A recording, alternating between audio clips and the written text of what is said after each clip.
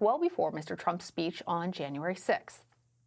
The entire team condemned and have repeatedly condemned the violence and law-breaking that occurred on January 6th in the strongest possible terms. We've advocated that everybody be found, punished to the maximum extent of the law.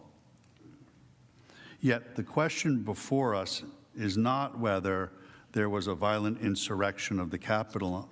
On that point, everyone agrees. No matter how much truly horrifying footage we see of the conduct of the rioters and how much emotion has been injected into this trial, that does not change the fact that Mr. Trump is innocent of the charges against him. Joining me now is former President Trump's attorney, Michael Veen. Thank you, sir, for joining us. Let's get right into those words that we heard from Senate Minority Leader Mitch McConnell. He ended the trial with this passionate speech about President Trump's involvement in the insurrection.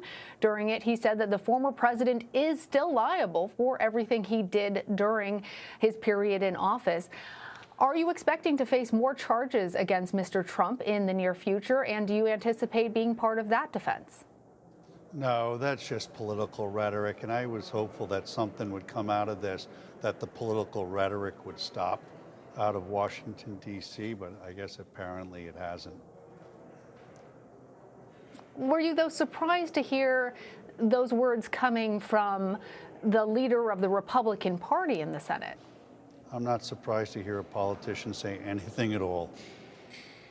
No. Well, throughout the trial, you denied that Mr. Trump had a role in inciting the January 6th insurrection at the Capitol. You argued, first of all, that there was no insurrection, but during your closing arguments, you seemingly admitted that there was, in fact, an insurrection, using that word, saying that was not up for debate. What role did the former president play? You didn't understand the case. I used the word I'll give you the opportunity to clarify, sir. Sure. I used the word insurrection in my closing argument when quoting the charging documents. What happened at the Capitol on January 6th is absolutely horrific. But what happened at the Capitol during this trial was not too far away from that. The prosecutors in this case doctored evidence. They did not investigate this case, and when they had to come to the court of the Senate to put their case on, because they hadn't done any investigation, they doctored evidence. It was absolutely shocking, I think, when we discovered it and we were able to expose it and put it out. I think it turned a lot of senators. The American people should not be putting up with this. They need to look at who these House managers were and look to see whether these are the folks they want representing them. It was shocking to me. Wouldn't have believed it. Let's follow up with a point that you're making right now about the House managers, as you say, doctoring evidence, and the argument. They didn't deny for our it. Viewers. They didn't deny it. I put it in front of them 3 times. To be clear for our viewers, what you're talking about now is a check mark. That's a verification on Twitter that did not exist on that particular tweet. A 2020 that should have actually read 2021, and the selective editing, you say, of the tapes. Is that the doctored evidence of what you're speaking? Wait. That's not enough for you?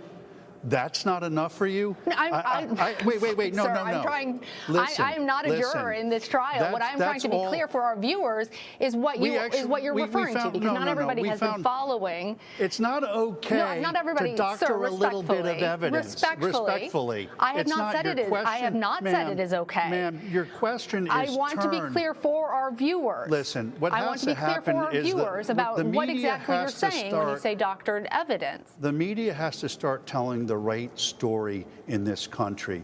The media is trying to divide this country. You are bloodthirsty for ratings, and as such, you're asking questions now that are already set up with a fact pattern. I can't believe you would ask me a question indicating that it's all right just to doctor a little bit of evidence. There's more stuff that we uncovered that they doctored. to be frank with you. And perhaps that will come out one day. But we won this case, and I'm not a sore loser, but what happened, or a sore winner, I should say, but what should happen is somebody should look at the conduct of these House managers. It's unconscionable, aside from all of the due process violations that my client had. And the media should be looking at a square, straight way. The straight way. When I watch the news, I watch one station and it's raining. I watch another station at the same time and it's sunny. Your coverage is so slanted, it's got to stop. You guys have to stop and start reporting more like PBS does rather than a TV news show that doesn't have any journalistic integrity at all. What I'm telling you is that they doctored evidence.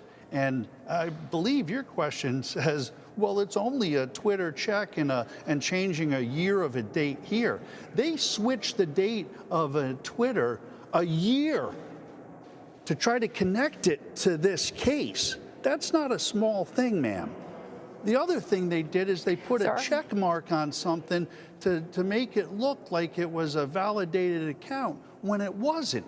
And when they were caught, they didn't say anything about it. They didn't even try to come up with an excuse about it. And that's not the way our prosecutors or our government officials should be conducting themselves. And the media shouldn't be letting them get away with it either. I'm tired of the biased media on both sides, left and right. What this country wants, what this country needs, is this country to come together, to take the left and the right and find a middle ground and start responsibly being our public officials, our elected officials. And one of the reasons why they do it is because of the media. Because the media wants to tell their narrative rather than just telling it like it is. And frankly, I'm tired of it. I'm not a media, I'm not in front of your cameras all the time, but what I've been subjected to this last week. I understand, and I've given you the opportunity. You don't want to hear the truth. Yeah. Okay. I've given you the opportunity. I will remind you that what I said was that for our viewers who have not been following all of the hours of this trial, to be clear about what you are speaking about. And I understand I'm speaking that you about seem the House very manager's upset. failure to prove their case. That's what I'm telling you. They weren't able to prove their case. You have won the acquittal of your client. Yes, and if you'd like to continue to talk about this conversation, we can have that discussion. I don't need to. But for me to ask a question, to clarify for our viewers, a slanted question that was set up to say it's okay for them to cheat. That was your question. Isn't it okay for them to cheat? I didn't say that. It's just a little bit. You said, to be fair, it was only a check on the Twitter. That's what you said. You got to live by your words. That's the problem. The media has to start living by the truth and not try to create a narrative. Michael Vander Veen.